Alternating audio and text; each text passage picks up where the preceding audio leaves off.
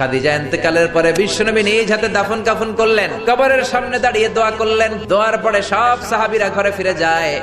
আবু বকর বললেন, নবী চলেন ঘরে ফিরে যাই। বিশ্বনবী বললেন, না আবু বকর, আমি যাব না, তুমি যাও। যেই মহিলাটাকে এই কবরের মধ্যে আমি শোয়ালাম রে আবু বকর, এই মহিলাটা সাধারণ কোন মহিলা নয়, আমার বিপদের দিনের সঙ্গিনী খাদিজা। মক্কায় এই মহিলাটাই আমার হাতে প্রথমে কালিমা পড়ে ইসলাম ধর্ম গ্রহণ করেছে। মক্কার লোকেরা 3 বছর শিয়াবে আবি তালেবে আমার জেলের মধ্যে রেখেছিল। আমার কলিজার টুকরা বিবি খাদিজা ওই জেলখানার ভিতরে আমার সাথে ছিল।